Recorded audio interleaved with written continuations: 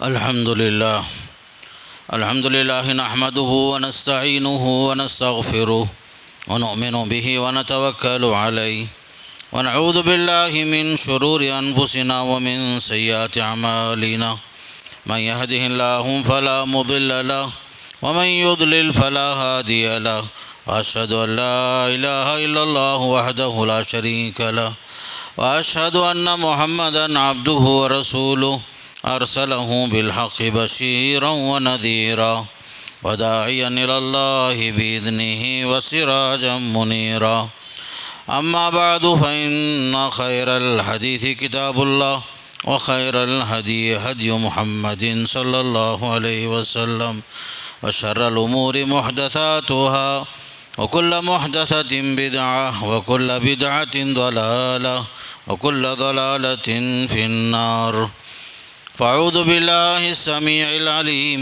من الشيطان الرجيم بسم الله الرحمن الرحيم وإذ يمكر بك الذين كفروا ليثبتوك أو يقتلوك أو يخرجوك ويمكرون ويمكر الله والله خير الماكرين قال النبي صلى الله عليه وسلم ما ظنك باثنين يا أبا بكر ما ظنك يا أبا بكر باثنين الله ثالثهما رواہ البخاری۔ تمام تعریفیں اس اللہ کے لیے جس نے ہمیں مسلمان بنایا، ہدایت کے لیے قرآن جیسی مقدس کتاب نازل فرمایا، نبیوں کو مبعوث فرمایا، نبوت اور رسالت کا سلسلہ اللہ کے نبی علیہ السلام کے ذریعے سے ختم فرمایا۔ درود و سلام ہو اللہ کے نبی علیہ السلام پر، آپ کے صحابہ کرام، تابعین اور تبع تابعین سے اللہ راضی ہو۔ اللہ تعالیٰ ان سب کے خدمات قبول فرمائے اور انہیں جنت نصیب فرمائے، اور ہمیں بھی نیک اعمال کی توفیق نصیب فرمائے۔ محترم حضرات، ابھی آپ کے سامنے سورہ انفال کی ایک آیت، بخاری شریف کی حدیث کا ایک حصہ آپ کے سامنے رکھا۔ آیت کا ترجمہ اور حدیث کا معنی بولنے سے پہلے، سمجھانے سے پہلے، اس کا جو سیاق و سباق ہے وہ پہلے آپ کے سامنے رکھ دیتا ہوں۔ اللہ کے رسول صلی اللہ علیہ وسلم مکے میں 13 سال تھے، بڑی تکلیف کی زندگی گزر رہی تھی، اسلامی دعوت کے لیے رکاوٹیں ہی رکاوٹیں تھیں، لوگ بہت ستاتے تھے، خاص کر مشرکین مکے والوں پر، خاص کر مسلمانوں پر اذیت کے پہاڑ توڑتے تھے۔ کلمہ گو مسلمان ایک مجرم تھا ان کی نظروں میں، لا الہ الا اللہ محمد رسول اللہ پڑھنا ایک بڑا جرم تھا۔ زندگی ایسے ہی گزرتی رہی، کئی لوگ اس راستے میں شہید بھی ہوئے، حق کے خاطر، کلمے کی خاطر، لا الہ الا اللہ محمد رسول اللہ کے خاطر۔ پھر آپ صلی اللہ علیہ وسلم نے صحابہ کو حبشے کی طرف ہجرت کی اجازت دی۔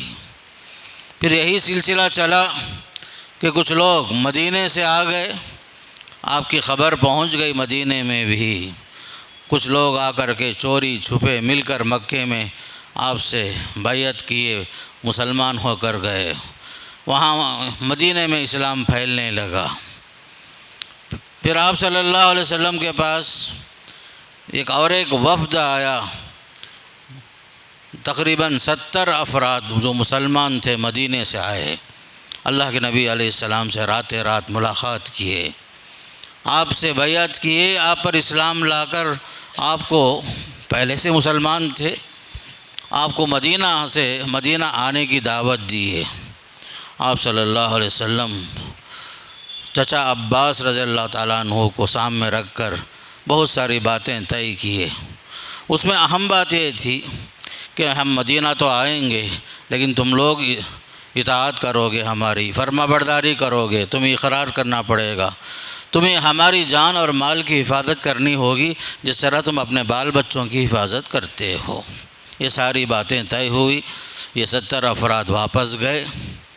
پھر آپ صلی اللہ علیہ وسلم مدینہ جانے سے پہلے مصعب بن عمیر رضی اللہ عنہ کو مبلغ کی حیثیت سے بھیجے تھے، وہ بھی مکہ مدینہ میں دعوت کا کام کر رہے تھے اسعد بن زرارہ رضی اللہ عنہ کے ساتھ مل کر۔ الغرض قافلہ بہت سارے لوگ حبشہ گئے، کچھ لوگ مدینہ کی طرف آہستہ آہستہ جاتے گئے۔ مکے میں اللہ کے رسول علیہ السلام، ابو بکر، حضرت علی، آپ کے ازواج مطہرات، آپ کی بیٹیاں، کچھ اور لوگ مکے میں رہ گئے تھے۔ اتنے میں مشرکین نے باقاعدہ یہ تاڑ لیا، سمجھ لیا کہ سب لوگ جا رہے ہیں مکہ چھوڑ کر، اب محمد بھی شاید چلے جائیں گے، جانے سے پہلے ہم لوگ جو ہے ان کو روک لیں گے، اگر یہ مکہ چھوڑ کر باہر گئے اسلام پھیل جائے گا، آپ کے ماننے والے ہر جگہ عام ہو جائیں گے۔ تو آپ صلی اللہ علیہ وسلم کو مدینہ جانے سے روکنے کے لیے باقاعدہ مکے میں دار الندوہ میں ان کے پارلیمنٹ میں ایک میٹنگ ہوئی، اسے دار الندوہ کہتے ہیں۔ مکے کے بڑے بڑے سردار جمع ہوئے، سرداروں کی ایک میٹنگ ہوئی، اس میں تقریباً بڑے بڑے سردار جمع تھے۔ اس میٹنگ میں جو ہے نجد کا ایک شیخ بزرگ کے انداز میں عبا اوڑے ہوئے ابلیس بھی شریک ہوا، شیطان مردود جو ہے میٹنگ میں شریک ہونے کے لیے آ گیا۔ پوچھا گیا کون ہے؟ کہا کہ میں نجد کا ایک شیخ ہوں، سنا آپ لوگ مشورہ کر رہے ہیں، ہو سکتا ہے میرا بھی کوئی مشورہ آپ کو کام آ جائے، اس لیے میں بھی آیا ہوں۔ ابلیس ملعون انسان کی شکل میں، نجدی شیخ کی شکل میں آیا۔ میٹنگ ہوئی، میٹنگ میں یہ بات طے ہوئی کہ اللہ کے رسول علیہ السلام کو مکے سے باہر جانے سے روک دیا جائے۔ 3 باتیں طے ہوئی، یا تو آپ کو قید کر دیا جائے مکے میں، یا آپ کو جو ہے قتل کر دیا جائے، یا تیسری بات مختلف سازشیں، مکاریاں کرنا، اس طرح کی باتیں طے ہوئی۔ میٹنگ طے ہو گئی۔ اتنے میں اللہ کے رسول علیہ السلام پر وحی نازل ہوئی، جبریل امین تشریف لائے، کہا اللہ کا حکم ہے اے محمد صلی اللہ علیہ وسلم، آپ جو ہے مکہ چھوڑ دیجئے، مدینے کے لیے ہجرت کی تیاری کیجئے۔ آپ صلی اللہ علیہ وسلم دوپہر کا وقت تھا، فوراً پہنچے ابو بکر صدیق رضی اللہ عنہ کے گھر، جا کر کے ان سے کہا آپ سے کچھ خاص بات کرنا ہے، کوئی باہر کا آدمی ہو تو اس کو وہاں سے ہٹا دیجئے۔ ابو بکر صدیق رضی اللہ عنہ بولے یا رسول اللہ گھر میں کوئی بھی نہیں ہے، سب آپ ہی کے لوگ ہیں، عائشہ رضی اللہ عنہ آپ کی بیوی ہیں اور کوئی نہیں ہے۔ اللہ کے رسول نے فرمایا اللہ کا حکم آ گیا ہے، ہجرت مدینہ کا جو ہے مجھے اجازت مل گئی ہے اور آپ کو میرے ساتھ چلنا ہے، یہ اجازت ملی ہے۔ تو ابو بکر رضی اللہ عنہ خوش ہو گئے، فوراً 2 اونٹنی تیار کر لیے۔ پھر آپ صلی اللہ علیہ وسلم دوپہر کا وقت وہاں سے اپنا گھر واپس لوٹے۔ رات میں نکلنے کا وعدہ ہوا، اندھیرا چھانے کے بعد نکلنے کا پلاننگ ہوئی۔ رات کے وقت میں اللہ کے رسول علیہ السلام نے حضرت علی کو بلایا، کہا اے علی یہ امانت فلاں مکے کے مشرکوں کا ہے، صبح ہونے پر پہنچانا اور آپ میرے بستر پر سو جانا آپ۔ تو حضرت علی تیار ہو گئے۔ حضرت علی اللہ کے رسول علیہ السلام کے بستر پر رات کے وقت میں آپ کا حضرمی ایک چادر تھا وہی اوڑھ کر سو رہے تھے۔ اللہ کے رسول علیہ السلام رات کے وقت میں آدھی رات گزر گئی تھی، قرآن کی آیت پڑھتے ہوئے باہر نکلے، وَجَعَلْنَا مِن بَيْنِ أَيْدِيهِمْ سَدًّا وَمِنْ خَلْفِهِمْ سَدًّا فَأَغْشَيْنَاهُمْ فَهُمْ لَا يُبْصِرُونَ۔ مٹی اٹھائے، آپ کے دروازے پر 11 مجرم جمع ہو کر کھڑے تھے، تلوار لے کر کھڑے ہیں آپ کو مارنے کے لیے۔ اللہ کے رسول علیہ السلام یہ آیت پڑھتے ہوئے درمیان سے گزرے، مٹی ان کے سر پر پھینک کر چلتے رہے، ان کو ہوش بھی نہیں۔ صبح ہو گئی، سمجھ رہے ہیں کہ اللہ کے رسول گھر میں ہی، کسی نے آ کے بتایا ارے محمد تو کبھی نکل گئے گھر سے باہر۔ بعد میں دیکھا گیا گھر میں کون ہے، حضرت علی ہیں۔ بیدار کیا گیا، اٹھایا گیا تو حضرت علی موجود تھے بستر پر۔ کہاں ہے محمد؟ کہا مجھے نہیں معلوم، چلے گئے ہیں۔ الغرض اللہ کے رسول صلی اللہ علیہ وسلم مدینہ منورہ سے اپنے گھر سے غار ثور پہنچے ابوبکر صدیق رضی اللہ عنہ کے ساتھ۔ غار ثور میں آپ نے 3 دن قیام فرمایا صلی اللہ علیہ وسلم۔ دن میں عبداللہ بن ابوبکر صدیق یہ لوگوں کے ساتھ رہتے، پوری خبر لا کے رات میں پہنچاتے غار میں، اور ان کا حضرت ابوبکر کا غلام تھا جو بکریاں چراتا تھا، عامر بن فہیرہ، وہ جو ہے بکریاں چرا کر کے شام میں غار ثور کے پاس لے کر آتا۔ وہ بکری کے دودھ سے حضرت ابوبکر اللہ کے رسول علیہ السلام وہ دودھ پی لیتے تھے۔ صبح صبح وہ بکریوں کو لے کر چلے جاتا تھا۔ 3 دن گزارنے کے لیے غار ثور میں قیام ہوا۔ اللہ کے نبی علیہ السلام وہ غار ثور میں داخل ہونے سے پہلے ابوبکر صدیق رضی اللہ عنہ بولے، یا رسول اللہ صلی اللہ علیہ وسلم، میں پہلے وہ غار صاف کر لیتا ہوں، بعد میں آپ اندر آئیے۔ چھوٹی جگہ، تنگ جگہ، پتھریلی جگہ تھی۔ ابوبکر صدیق گئے، صاف کیے، بستر بنانے کے لیے بھی کوئی جگہ نہیں، پتھریلی جگہ ہے۔ ابوبکر صدیق رضی اللہ عنہ تعالیٰ عنہ صاف کر کے جہاں جہاں سوراخ تھا اسے اپنا کپڑا پھاڑ کر کے سوراخ بند کر دیے۔ پھر اللہ کے رسول کو بلائے صلی اللہ علیہ وسلم، کہا یا رسول اللہ صلی اللہ علیہ وسلم آپ اندر آئیے، تشریف لائیے۔ اللہ کے رسول غار میں تشریف لائے اور کہا ابوبکر صدیق نے، یا رسول اللہ جتنے چھوٹے چھوٹے سوراخ تھے سب بند کر دیا ہوں، سوائے 2 سوراخ کے، میرے پاس بند کرنے کے لیے کوئی راستہ نہیں، آپ جو ہے میرے گود میں لیٹ جائیے۔ آپ صلی اللہ علیہ وسلم آرام کرے، حضرت ابوبکر صدیق کے گود پر آرام کر رہے ہیں، ابوبکر بیٹھے ہوئے ہیں۔ اتنے میں ابوبکر صدیق نے کیا کیا، 2 سوراخ جو کھلے تھے اس میں اپنا دونوں پاؤں رکھ دیے، رکھ کر کے اللہ کے رسول کو گود میں سلا کر آرام کرنے دیا۔ اتفاق سے 2 سوراخ سے سانپ نکلا، ابوبکر صدیق کے پیر میں ڈس دیا۔ ابوبکر صدیق سنبھالتے رہے اور ہلنا نہیں چاہ رہے تھے کہ اللہ کے رسول کی نیند میں خلل واقع نہ ہو، برداشت نہیں کر سکے، آنکھوں سے آنسو نکل پڑے۔ وہ آنسو اللہ کے رسول کے چہرے پر پڑا، صلی اللہ علیہ وسلم بیدار ہو گئے، کہا یا ابوبکر کیا قصہ، کیوں رو رہے ہیں؟ یا رسول اللہ پیر میں جو ہے سانپ ڈس دیا، وہ تکلیف برداشت نہیں کیا۔ اللہ کے رسول علیہ السلام نے فوراً لعاب مبارک تھوک نکال کر اس جگہ میں لگایا، فوراً صحت یاب ہو گئے ابوبکر صدیق رضی اللہ تعالیٰ عنہ۔ اس طریقے سے 3 دن گزر رہے تھے۔ ادھر مکے میں اعلان ہو گیا، دیکھو بھائی محمد کہاں ہیں، تلاش کرو۔ انعام کا اعلان ہوا، جو بھی محمد کو زندہ لائے مردہ لائے 100 اونٹ انعام۔ سب تلاش کرتے رہے، 3 دن ساری جگہ تلاش کرتے رہے۔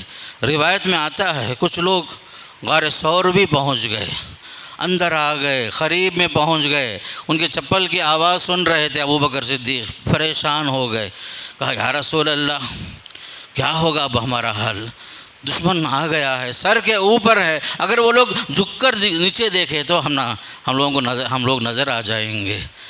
پریشان ہو گئے۔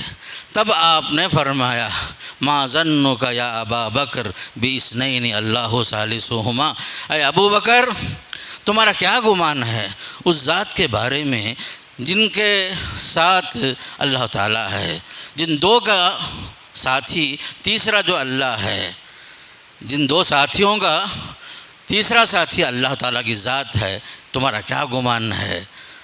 آپ نے تسلی دی، خاموش ہو گئے ابو بکر۔ دشمن آئے بھی، چکر لگائے بھی، تلاش بھی کیے، واپس چلے گئے۔ الغرض 3 دن 3 رات تلاش کرتے رہے، تھک گئے۔ آپ صلی اللہ علیہ وسلم 3 رات گزارنے کے بعد ابو بکر صدیق رضی اللہ عنہ نے، وہ زمانے میں کوئی میپ نہیں، مکہ سے مدینہ آنے کے واسطے راستہ معلوم کرنے کے لیے کوئی میپ نہیں، وہ زمانہ آج کی طرح نہیں تھا، تو راستہ بتانے کے لیے کچھ لوگ مقرر تھے جن کا کام ہی تھا راستہ چل کر کے پہنچانا۔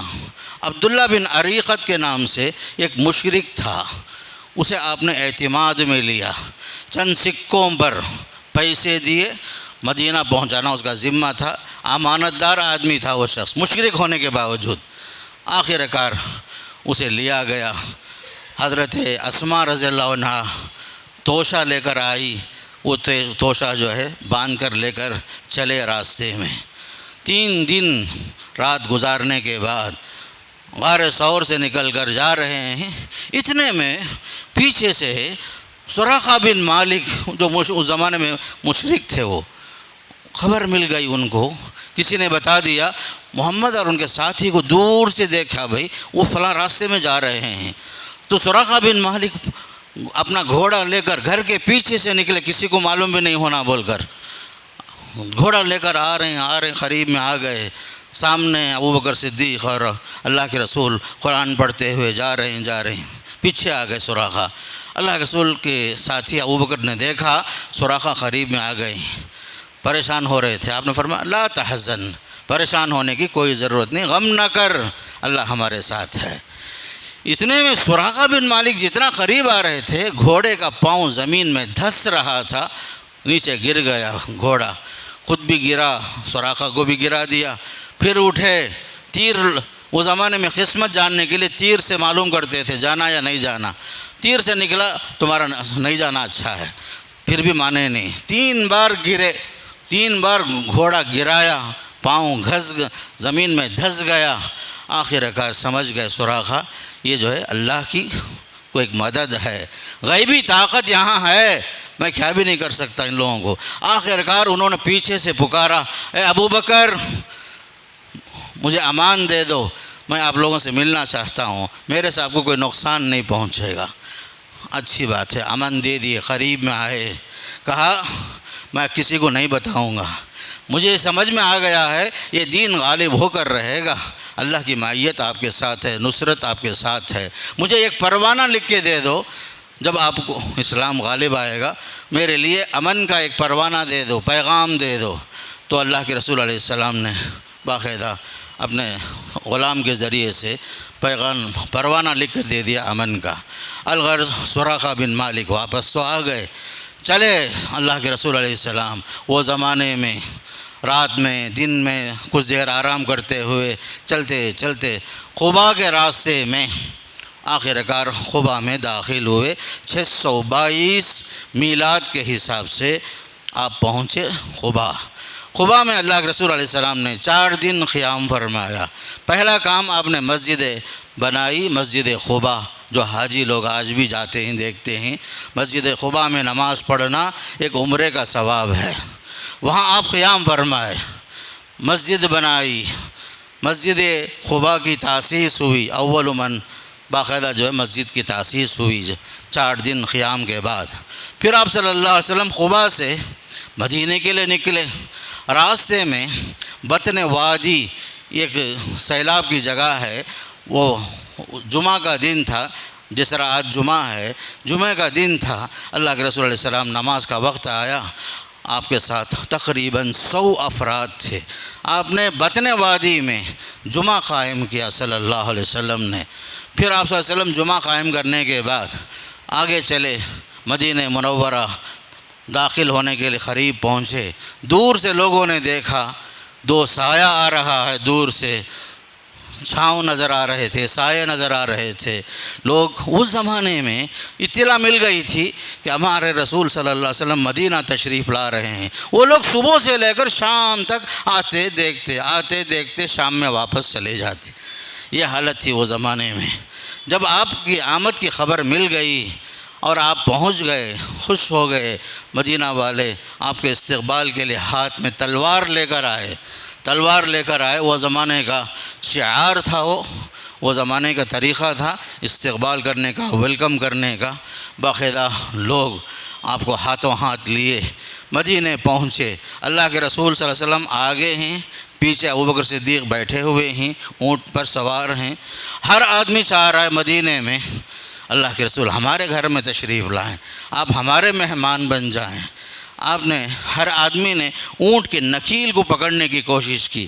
آپ نے فرمایا دعوہا فإنہا مأمورہ، چھوڑ دو اسے اللہ کا حکم ہے، وہ اونٹنی جہاں بیٹھے گی وہ اللہ کے حکم سے بیٹھے گی۔ الغرض اونٹنی گئی، ایک جگہ بیٹھی، پھر آپ اترے نہیں، پھر اٹھی اونٹنی، اٹھ کر 4 قدم آگے جا کر کے پھر واپس آ کر اسی جگہ بیٹھی۔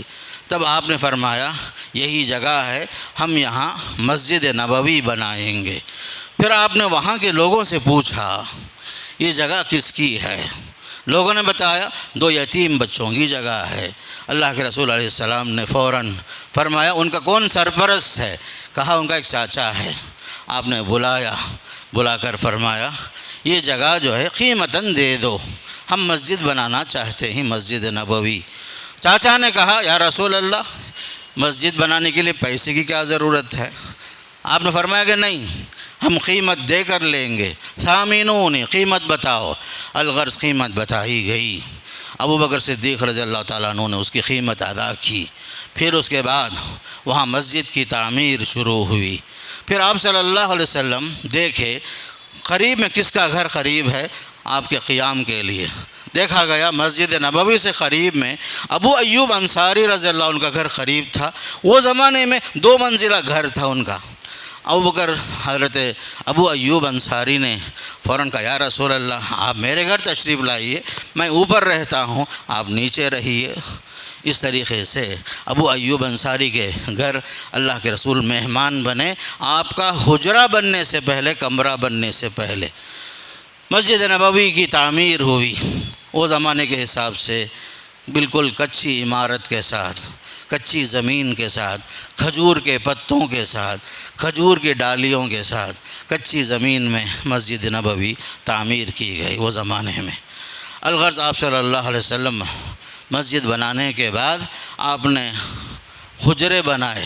آپ مدینہ آنے کے بعد حضرت علی بھی آ گئے، تقریباً 3 دن کے بعد آپ کے ازواج مطہرات بھی آ گئی، آپ کی بیٹیاں حضرت فاطمہ، حضرت کلثوم، زینب وغیرہ جو ہے وہ لوگ مدینہ تشریف لائے۔ آپ نے ان سب کے لیے گھر کا انتظام مسجد کے آس پاس میں ہی چھوٹے چھوٹے حجرے بنائے۔ پھر ایک طرف آپ صلی اللہ علیہ وسلم مسجد بنانے کے بعد آپ صلی اللہ علیہ وسلم نے سب سے بڑا کام جو کیا، پوچھا آپ نے یہاں مدینہ مارکیٹ کہاں ہے، مدینے میں مارکیٹ کہاں ہے، بازار کہاں ہے؟ تو وہ دیکھا گیا دور دور تھا۔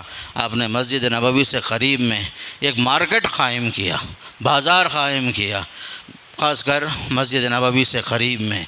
تو الغرض آپ صلی اللہ علیہ وسلم مدینہ پہنچ کر اپنے صحابہ کے لیے، بزنس کے لیے، تجارت کے لیے اللہ کے رسول علیہ السلام نے ایک مارکیٹ بنائی جو مدینہ مارکیٹ سوق المدینہ کے نام سے فیمس ہوا۔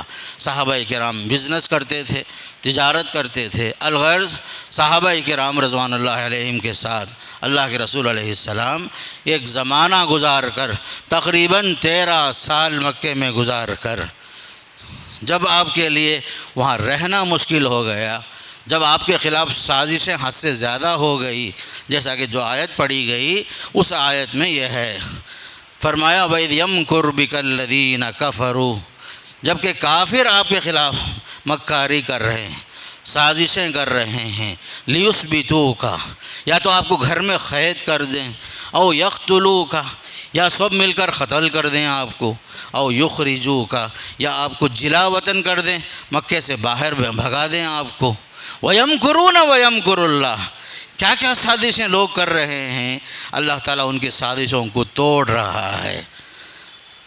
سازش میں یہ بات طے ہوئی، قتل رسول کے فیصلے ایسے ہوئے، تقریباً ابو جہل کا یہ فیصلہ تھا کہ اللہ کے رسول کو گھر سے نکلتے وقت میں ہر قبیلے کا ایک ایک نوجوان، جتنے قبیلے ہیں مکے میں، ہر قبیلے کا ایک ایک نوجوان، ہٹا کھٹا خاندان والا، حسب و نسب والا، ہاتھ میں تلوار لے کر بیک وقت 11 آدمی مل کر حملہ کر دیں اللہ کے رسول علیہ السلام پر، نعوذ باللہ۔ ایسی سازش ہوئی تاکہ ابو جہل کی پلاننگ یہ تھی، ایک آدمی قتل کرے گا تو قریش کے خاندان ہم سے انتقام لے گا، اگر پورے قبیلے مل کر ان کا نمائندہ، ان کا مندوب سب مل کر حملہ کر دیں گے تو قریش جو ہے کسی سے انتقام نہیں لے سکتے، کس سے لیں گے، کسے چھوڑیں گے۔ اس لیے یہ سازش ہوئی، 11 قبیلے کے 11 نوجوان تلوار لے کر تیار رہیں گے، جو ہی آپ رات کے درمیانی حصے میں باہر نکلیں گے، گھر سے باہر بیک وقت حملہ کر دیں گے۔ یہ ہے یقتلوکا۔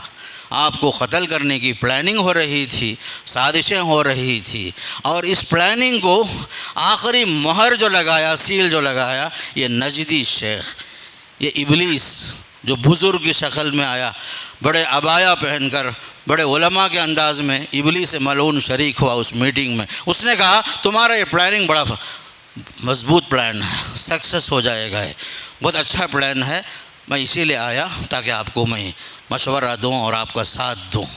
الغرض جسے اللہ رکھنا چاہتا ہے کوئی اسے بگاڑ نہیں سکتا، دنیا ہزار مکاری کرے، سازش کرے، ایک دوسرے کے خلاف فساد پھیلانے کی دنیا کوشش کرے، ہوتا وہی ہے جو منظور خدا ہوتا ہے۔ یمکرون و یمکر اللہ، یہ لوگ مکاری کرتے رہے، اللہ تعالیٰ ان کے مکاریوں کو توڑتا رہا، اللہ اس کا بدلہ دیتا رہا۔ واللہ خیر الماکرین، اللہ تعالیٰ جو ہے بہتر سے بہتر تدبیریں کرنے والا، سازشوں کو توڑنے والا ہے، خیر الماکرین کے معنی میں۔ الغرض اس خطبے کے اندر آپ کو یہ بتایا اللہ کے نبی علیہ السلام وہ زمانے میں کیسے جو ہے مکہ مکرمہ سے نکل کر ہجرت کر کے مدینہ جو پہنچے، یہیں سے اسلام کے لیے ٹرننگ پوائنٹ شروع ہوا اسلام کی ترقی کا۔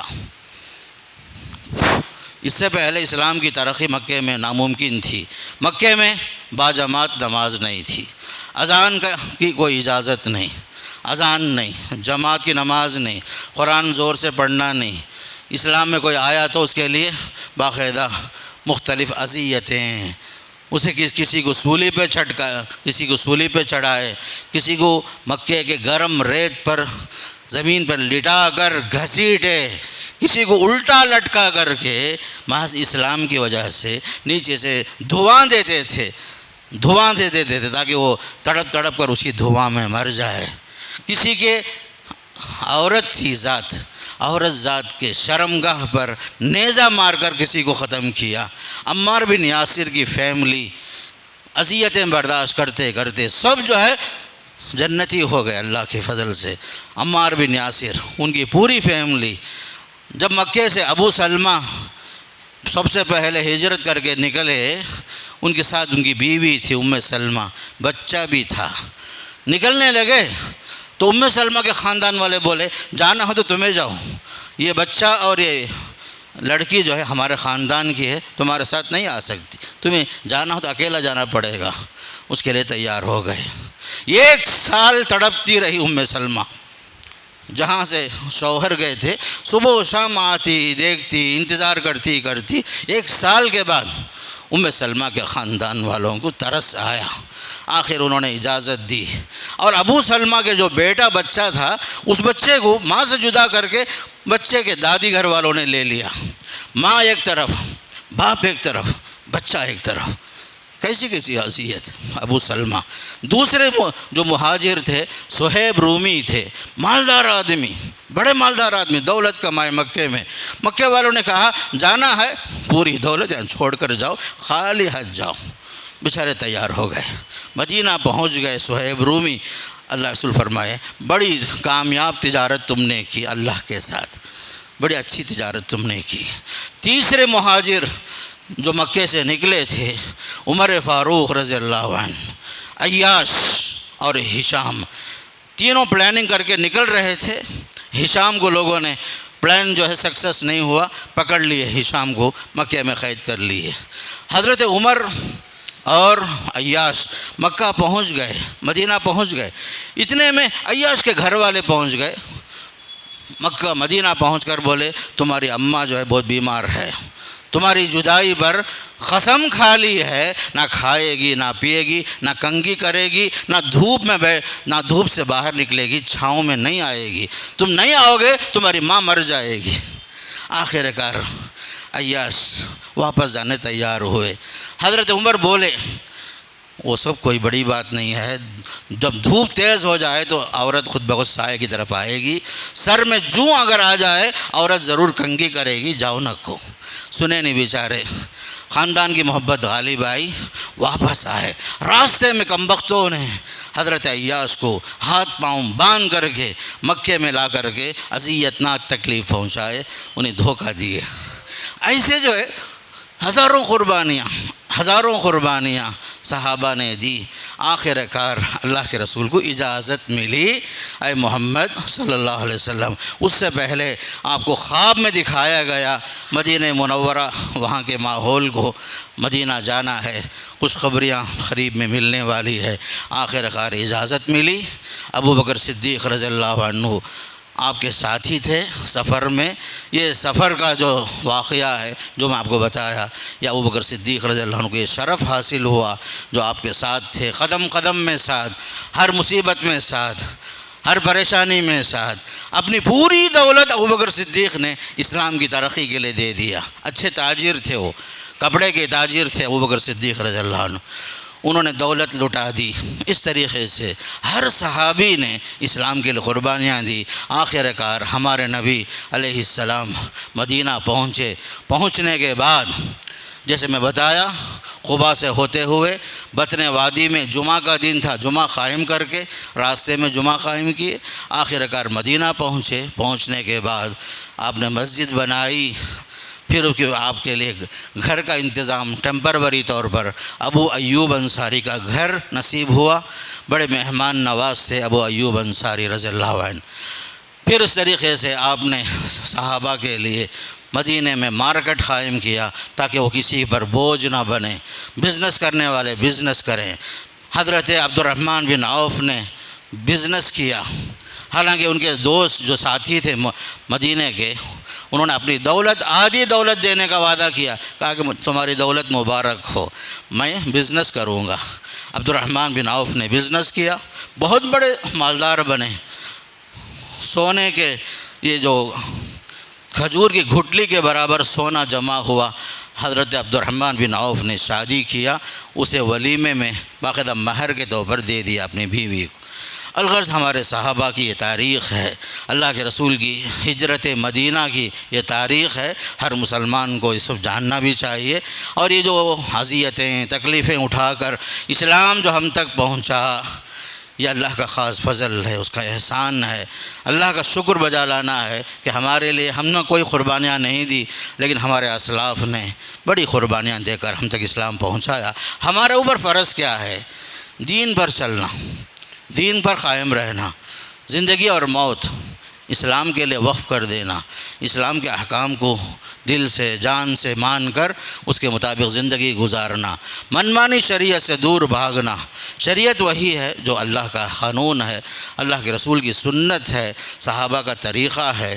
اسی طریقے کو فالو کریں گے انشاءاللہ دنیا میں بھی ہم کامیاب ہوں گے، آخرت میں بھی اللہ کامیابی نصیب فرمائے گا۔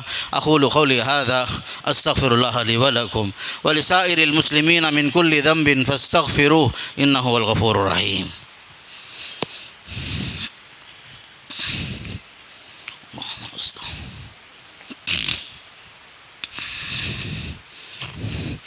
الحمد لله نحمده ونستعينه ونستغفره ونؤمن به ونتوكل عليه ونعوذ بالله من شرور أنفسنا ومن سيئات أعمالنا، من يهده الله فلا مضل له ومن يضلل فلا هادي له، وأشهد أن لا إله إلا الله وحده لا شريك له، وأشهد أن محمدا عبده ورسوله أرسله بالحق بشيرا ونذيرا وداعيا إلى الله بإذنه وسراجا منيرا. أما بعد، فأعوذ بالله من الشيطان الرجيم. إن الله وملائكته يصلون على النبي يا أيها الذين آمنوا صلوا عليه وسلموا تسليما. اللهم صل على محمد وعلى آل محمد كما صليت على إبراهيم وعلى آل إبراهيم إنك حميد مجيد. اللهم بارك على محمد وعلى آل محمد كما باركت على إبراهيم وعلى آل إبراهيم إنك حميد مجيد. اللهم اعز الإسلام والمسلمين وخذل الكفرة والمشركين ودمر أعداءك أعداء الدين. اللهم انصر من نصر الدين. ربنا آتنا في الدنيا حسنة وفي الآخرة حسنة وقنا عذاب النار. عباد الله اذكروا الله يذكركم وادعوه يستجب لكم ولذكر الله تعالى أكبر والله يعلم ما تصنعون.